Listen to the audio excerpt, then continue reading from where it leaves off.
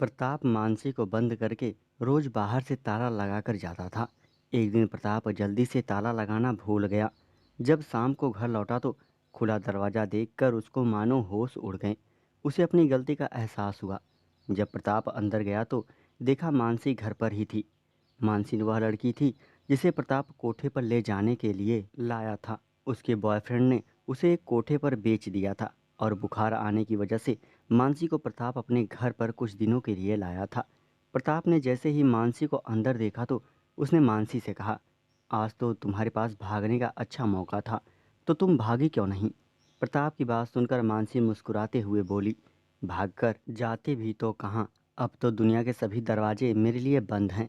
मानसी की यह कहे गए शब्द प्रताप को बहुत बुरा लगा।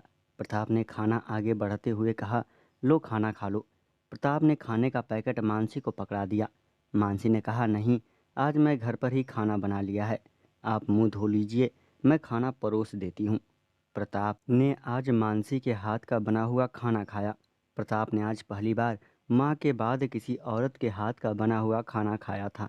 खाना खाने के बाद प्रताप एक कंबल लेकर जमीन पर लेट गया।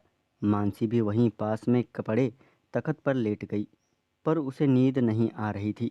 वो दोनों अपनी अपनी जगह पर करवटें बदलते रहे। सर्दी में रात भर प्रताप ठंड से सिकुड़ता रहा।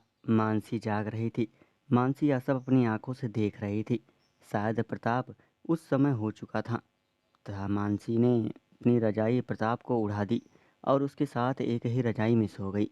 प्रताप के करीब होकर उसके बदन में और सांसों की गर्माहट से प्रताप की नींद खुल गई।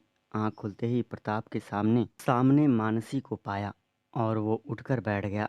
मानसी भी उठकर बैठ गई और प्रताप से पूछने लगी, क्या हुआ, तुम उठ क्यों गए? प्रताप ने कहा, तुम मेरे बिस्तर पर क्यों आई हो? अपनी जगह वापस चली जाओ।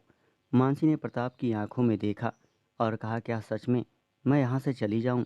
यह सुनकर प्रताप को मानसी के मासूम से चेहरे पर प्यार आ गया, लेकिन अपना प्यार जाहिर ना होने दिया।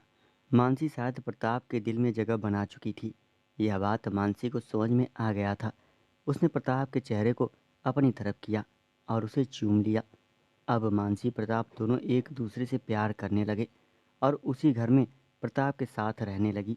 उस दिन से प्रताप ने कभी उसे कोठे पर नहीं भेजा। दोस्तों, चैनल को सब्सक्राइब करें और हिलाते रहें। Thank you.